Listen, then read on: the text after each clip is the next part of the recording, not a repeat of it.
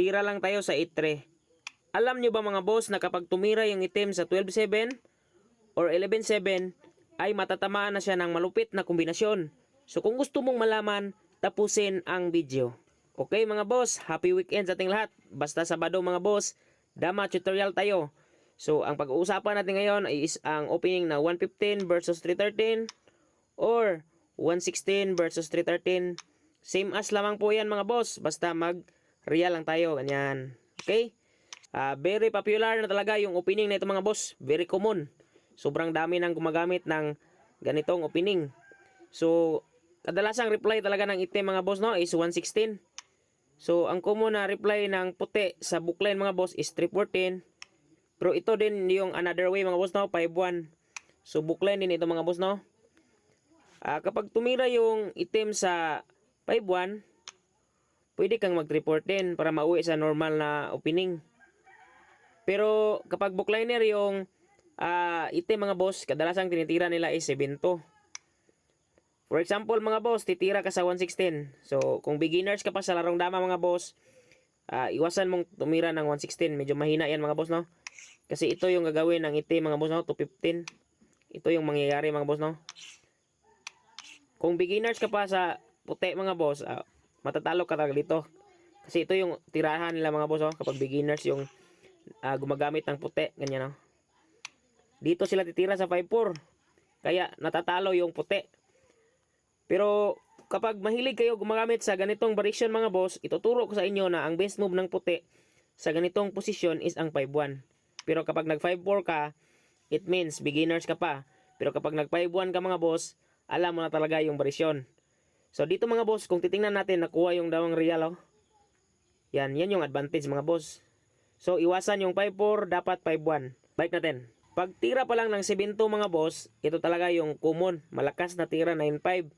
Kain siya, dito lang tayo. Ang kadalasang reply mga boss is 16-13. Kain tayo. Kapag mag 5-1 siya mga boss, pwede mong i-convert mga boss no, sa normal na formada. Dito lang tayo.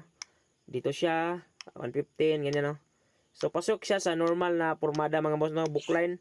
Bookline versus bookline. So ito yung transposition mga boss no. So nauwi sa pinaka-formada ng 116 versus 313. So tablahan yan mga boss ha. May winning yung puti, may winning din yung itim.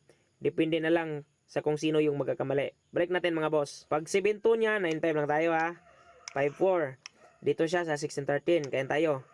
Pag 5-1 yung mga boss, huwag ka nang titira sa 314 para hindi na mapasok sa formada. Dito ka na sa 116. Ganyan no. So ito yung break niya mga boss. Tira siya mga boss sa 9-5. 314 ka na ngayon.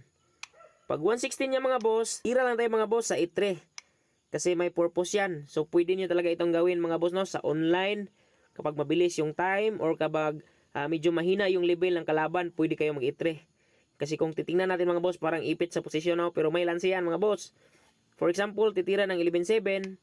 So ito na yung sinabi ko sa intro mga boss no. May 215 lang, tapos 14-3. Obligado ang 3, dama tayo sa 11. Ganyan mga boss. Pagkain niya, kain tayo. Panalo na po tayo dyan. Okay? Kapag mag 12-7 naman yung itim, same tricks lang mga boss. 215 lang. Tapos 14-3. Obligado pa rin ang 3. Dama tayo sa 9. Pagkain niya, kain tayo. So sa ganyang posisyon mga boss, winning na po tayo. Okay? For example lang mga boss, mag 5-1 yung itim. So dito ka lang timing sa 11-6. For example lang mag 11-7 siya mga boss.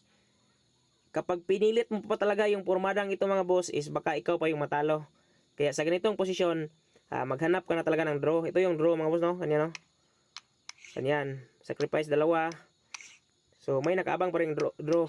So huwag kayong mag-alala mga boss no. Hindi yan ipit. Sa ganyang posisyon mga boss, may tablahan yan. Pero hindi na matatalo yung puti. Okay? Paano naman kung mag 6-2 naman yung itim? Tapos 10-2. So kung titingnan natin mga boss, parang ipit na talaga sa posisyon yung puti. Diba? Pero huwag kayong mag-alala mga boss. Kapag mahilig kayo sa ganitong posisyon, yung medyo ipit na formada mga boss, hindi yan basta-basta matatalo. Kapag nagkamali talaga ng timing yung itim dyan, baka siya pa yung matalo. Kapag nagkamali naman yung puti ng timing, siyempre automatic maiipit siya. Kaya kapag sanay na tayo kayong gumamit sa ganitong formada mga boss, huwag na kayong matakot. Basta ang importante, tingnan nyo talaga yung timing. Abang lang talaga. Okay? So, halimbawa lang mga boss ha.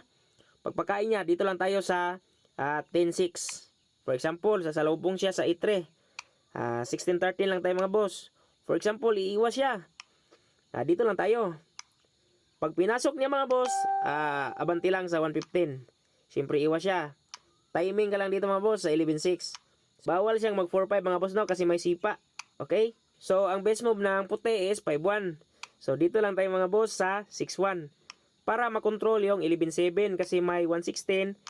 Dama tayo sa 11. Okay? Kapag mag 12-8 naman yung item, magpakain lang tayo mga boss. So winning position tayo dyan. Okay? Kapag mag 12-7 naman yung item, pagkain lang tayo mga boss. Kapag mag 115 siya, abante lang sa 3-8. For example, pinabalik. Tapos titira siya sa 11-6, pagkain na tayo mga boss. Ganyan. So lamang na tayo ng isa. So sa ganyang posisyon mga boss, winning na po tayo. Kapag mag 11-6 naman yung item, abante lang tayo sa 13-3. Kapag pumasok siya sa 2-14, pagkain lang tayo, ganyan no. So lamang pa rin tayo sa posisyon kasi for example, mag 115 siya, pagkain lang tayo. Okay? Kapag mag 12-8 yung item, 12-8 lang tayo, kain. Bawal siyang mag 115 kasi may 3-7. Okay? So for example, pinabalik, tapos 6-2, pagkain lang sa 116. Pag mag 115 siya mga boss, pagkain lang. So kanyang position mga boss, winning na po tayo. Kasi nagkaroon ng error yung item. Mali yung kanyang timing mga boss, kaya natalo siya. Ibalik natin kung paano itabla. Tira natin sa 6-1 mga boss, ito yung tablahan ng item. 115 lang, sabay atras. Abante lang tayo sa 215. So dito siya mga boss sa 12-8. Para may purpose na magpakain. So sayangin natin, pag iwas niya, sayang tayo sa 13-3. Abante siya dito mga boss, 15-1. Obligado ang dos. Kain tayo. Pagkain niya, kain tayo dos. Kain siya, kain. 4-5, dito siya. Pagdaman niya sa 9 mga boss, iwas lang tayo. Sa kanyang posisyon mga boss, tabla na yan kasi nakuha ng item yung gitna. Okay? Sana nag-enjoy kayo mga boss sa ating dama tutorial at sana may napulot kayong ideya for beginners only. Please follow, like, and share.